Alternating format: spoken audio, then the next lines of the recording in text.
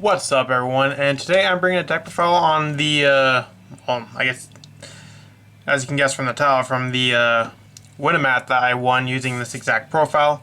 And if you don't believe me, the proof is right there. So yeah, I was at the Las Vegas Regionals. The main event, it didn't really go too well, so I dropped out for the side event. And went undefeated with this, pretty much. So yeah, let's get into the profile.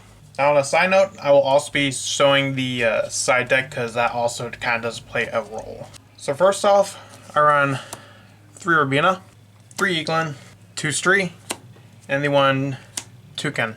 Now, Rabina searches level 4 lower winged beasts, Eaglin searches level 7 or higher winged beasts, and Stree can banish the card from the graveyard, and Toucan can return a banished Floowandereeze card from your banished to your hand. All are pretty good. These are definitely the main two, and this is pretty much your standard lineup. Also run 2 M-Pen. M-Pen, really good, just is a powerful floodgate. Basically, any special summon monster in attack position cannot activate their effects. And when it is attacked or attacks, you can banish 1 card from your hand to have the card that it's battling against. 1 Ryza. I cut Apex Avion out because, honestly, it's just not really doing too much, and while I did play Ryza, this was a little bit more of a difficult card for me because it was my first time playing Ryza. I didn't have it before in my previous build. Also run the 1 Barrier Statue. If your opponent can't special summon anything except wins, it's going to make it pretty tough, so they're just going to have to rely on the normal summon. And at the very least, it's going to make them eat up their battle phase, so you will have another turn. Also run 3D Shifter, one of the best hand traps. Against most decks, it's going to severely limit their plays or just completely eliminate their plays altogether. Some decks like Sword Soul can kind of play through it. Despia definitely struggles against it, so that's one good thing. Also run 2 Ash. I only run 2 because a lot of hand traps I feel like right now aren't really doing a whole lot. I'd say like D-Shifter is one of the best because it's 6th round and it's going to permanently affect your opponent for the entire turn. Rather, Ash just stops the 1 search, and most decks, or at least most competitive decks, have more than 1 search, so if you negate 1, well, they're going to have another. I run 3 of the field spell, Floowandereeze and Magnificent Map. During your main phase, you can reveal 1 level 1 Floowandereeze monster from your hand, and banish 1 Floowandereeze card with a different name from your deck. Then immediately after this effect resolves, normal summon that monster. So it's kind of like an extra normal summon. Really helps at getting the extra card out.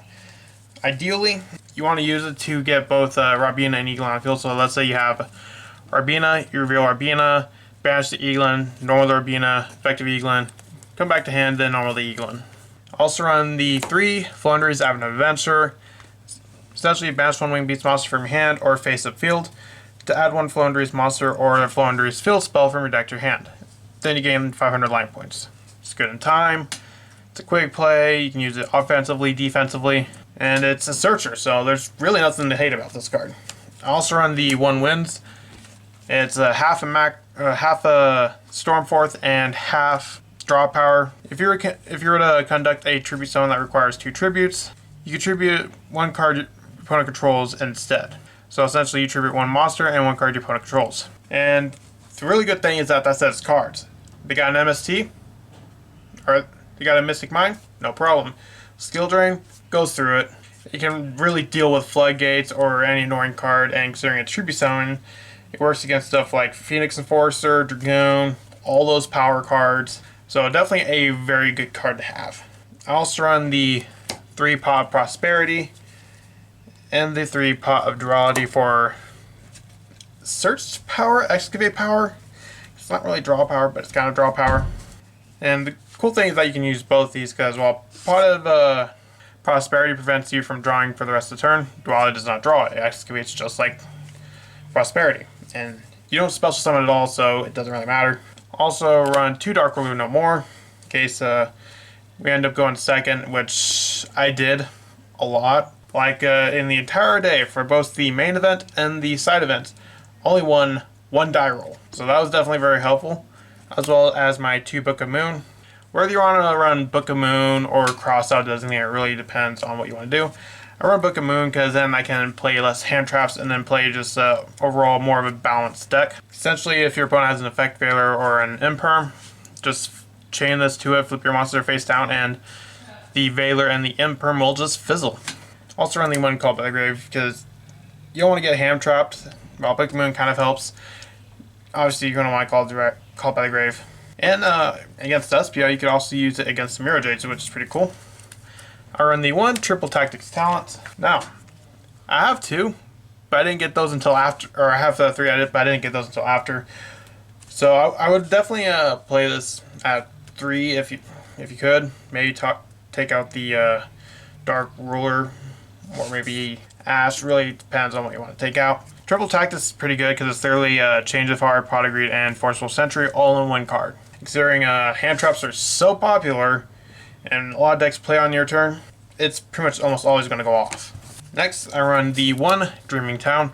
Essentially normal summon during your opponent's turn, so you can do your full combos on their turn. So on your turn, you set up an end pen, and then on your opponent's turn, you can probably set up the Rise or whatever level 7 you're running. And of course, I also run 2 Infinite Permanents, really good. Before going into the main deck, or the extra deck, I'm going to go through the side deck. So first, I have my 3rd copy of Dark Ruler No More. I also run 2 Harpy's Featherstorm. Featherstorm, essentially your opponent cannot activate any monster effects. So it's essentially a kind of a more powerful version of VFT, but for wind-based decks. Or Wind-Wing Beast decks, because if you control a Wind-Wing Beast monster until the end of this turn, negate any monster effect your opponent activates. So it becomes skill drain for your opponent. Also run 2 Token Collector. Really good against Sword Soul. I remember in one duel, someone was really curious as to why I run it because we can't special summon. We can't do that the turn we activate Floowandereeze monsters. So let's say I'm going 2nd against Sword Soul. No problem. Next, I run 3 Anti-Spell. Considering a lot of the cards you hate, like Dark Ruler from Droplets, are pretty good. Then it also sets off stuff like Triple Tack, Prosperity, all sorts of good cards literally just become useless in the face of Anti-Spell Fragrance. And the one really cool thing is that there is a lock with Anti-Spell and the Dark Samorph.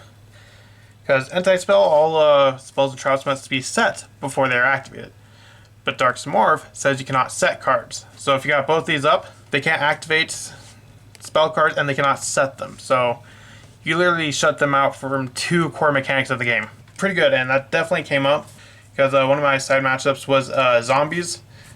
And they tried to do Zombie World, but with Anti-Spell and Dark Samorph up, they couldn't. They had no counterplay for my deck.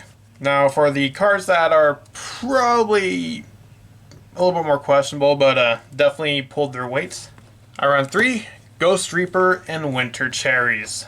It's Floowandereeze. We do not care about our extra deck. We're never going to use it. Last time I was running a bunch of good cards I could summon, but most oftentimes I never really summoned it. So I'm like, what's the way to really hit a deck where it hurts most? And that is Ghost Reaper. No one's playing it. It's not going to get crossed out. And once I get to my extra deck, you'll definitely see the cards I run for Ghost Reaper targets.